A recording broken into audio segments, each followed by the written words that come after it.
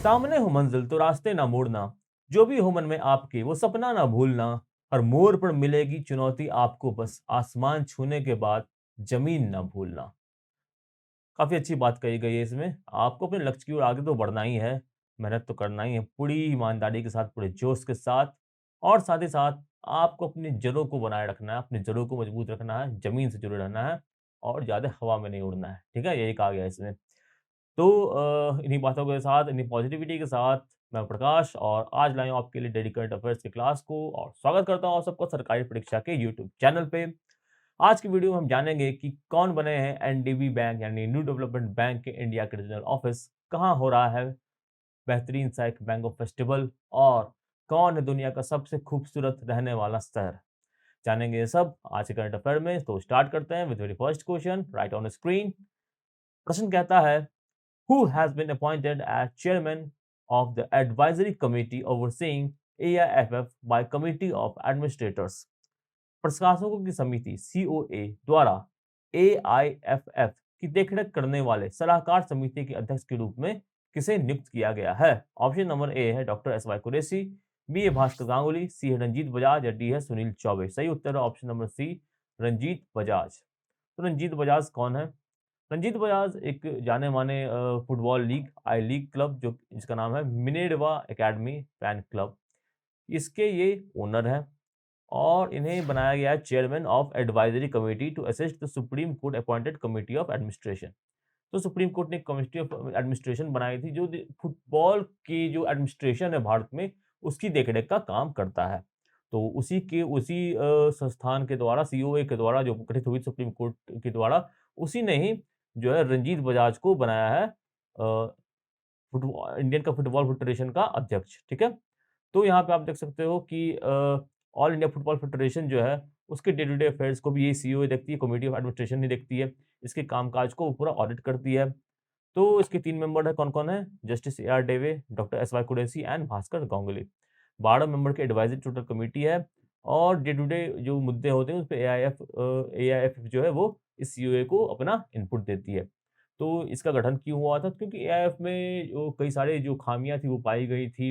AIF के जो incumbent जो अध्यक्ष थे वो 12 साल से बने हुए थे और इसके जो अध्यक्ष बनने की समय सीमा होती है उसको पार कर गए थे। वहाँ पे इलेक्शंस नहीं हो रहे थे। तो ऐसे केसेस में ही क्या होता है कि एक कमेटी बनाई जाती है और इसलिए ये कमेटी बनाई गई थी, सीओए बनाई गई थी। आपने क्रिकेट को फॉलो करते होंगे तो आपको लोढ़ा कमेटी के बारे में पता होगा। क्रिकेट के एडमिनिस्ट्रेशन में जब इसी तरह की कई कमियाँ कुछ पाई गई थी तो लोढ़ा कमेटी का गठन किया गया था क्रिकेट के एडमिनिस्ट्रेशन को सुधारने के लिए। ठीक है? तो वो इसी तरह का ही एक ये भी स्टेप है। तो ये नाम याद रखेंगे आप रंजीत बजाज, ठीक है? और इनके क्लब का नाम है मिनेर्वा एकेडमी फैन क्लब एफसी, ठीक है? आगे बढ़ेंगे अगले सवाल पे।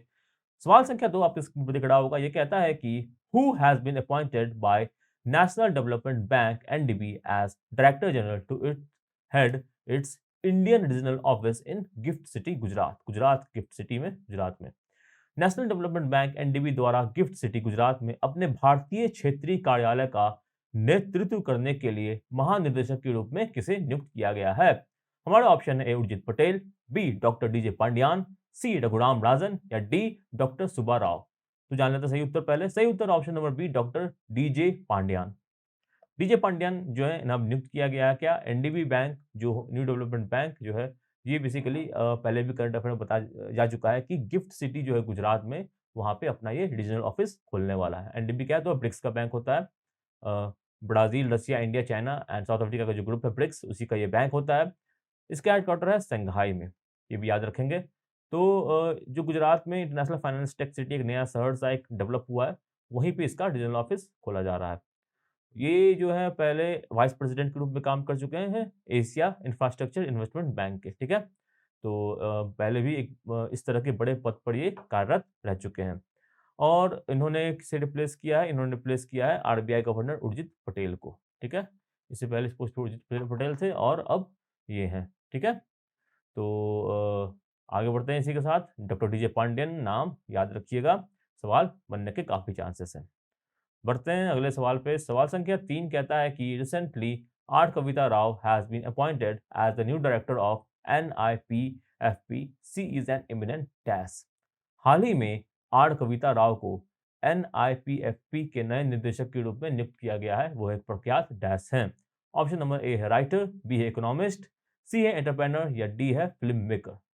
तो जान लेते हैं पहले सही उत्तर क्या है। सही उत्तर है ऑप्शन नंबर बी, इकोनॉमिस्ट। तो वो जानी मानी इकोनॉमिस्ट हैं और उन्हें अपॉइंट किया गया है NIPFP के नए डायरेक्टर के रूप में। अब ये जो माजरा है उसको अच्छे से समझते हैं थोड़ा। तो काफ़ी जानी मानी इकोनॉमिस्ट हैं आर कविता राव। और NIPF क्या है? ये national institute of public finance and policy.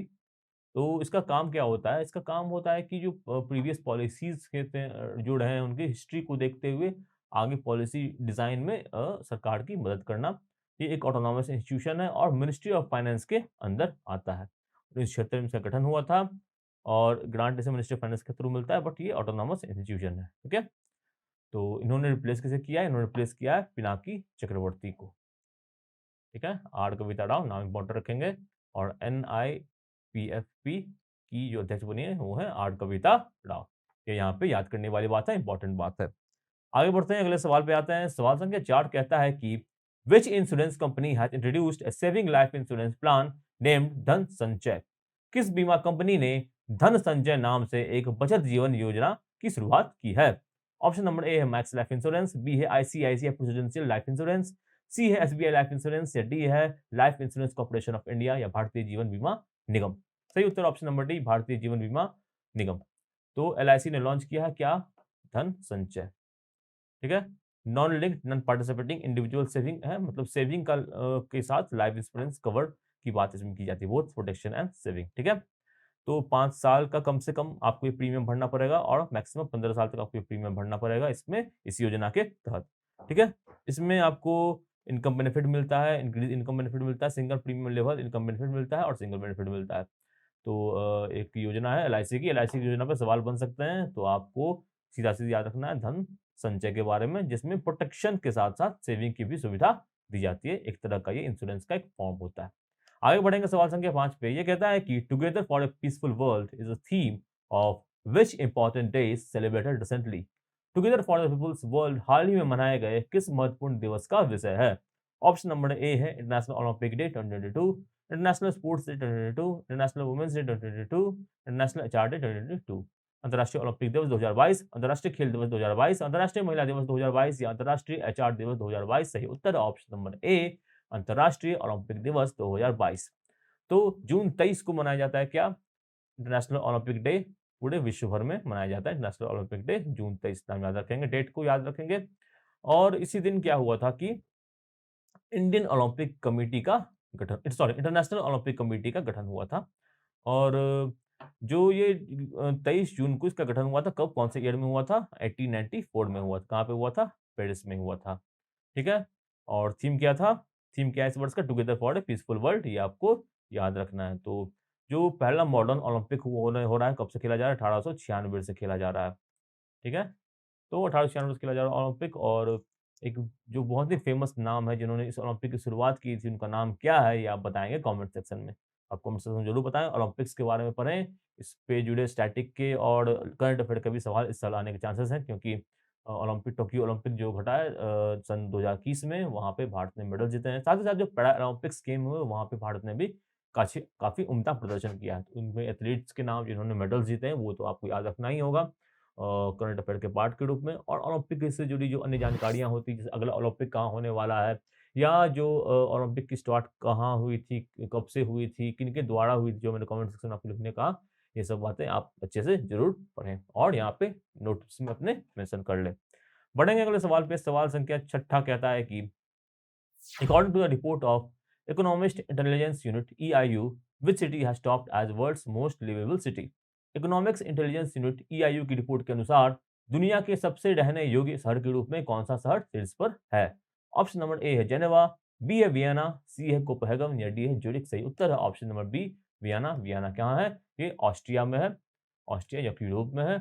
और ऑकलैंड पहले स्थान पर था, ऑकलैंड को वियना ने पछाड़ दिया। ऑकलैंड अब एक्चुअली में 34वें स्थान पर चला गया है। और ऐसा ऐसे क्यों हुआ? ये कोविड रिस्ट्रिक्शन यहाँ पे लगने के कारण हुआ है। तो यूरोप के जो 6 शहर है वो टॉप 10 में है, ठीक है? 10 जो शहर है उसमें 10 6 यूरोप के ही हैं। और ये जो संस्थान जो ये करवाती है, ये यूरोप की है, ये ब्रिटेन की है। ब्रिटिश की जो कंपनी है द इकोनॉमिस्ट, इसके द्वारा ये रिपोर्ट प्रिपेयर की जाती है। ओके, तो सेकंड प्लेस पे जो थे वो कौन है, वो कोपेनहेगन है जो कि डच में है यानी नीदरलैंड्स में है, और तीसरे स्थान पर स्विट्ज़रलैंड का ज्यूरिख शहर है। ठीक है? तो ये चीज़ें आपको अच्छे से याद रखनी है। टॉप पे कौन है, वियना है, सेकंड पे कोपेनहेगन है, थर्ड पे ज्यूरिख है, और किसके द्वारा ये लॉन्च किया जाता है। तो आगे बढ़ेंगे और जानेंगे अगले सवाल पे क्या प्रश्न पूछा गया है। सवाल संख्या 7 में कहा गया है कि Sri Lanka has revised the minimum age for migrant domestic workers to have how many years?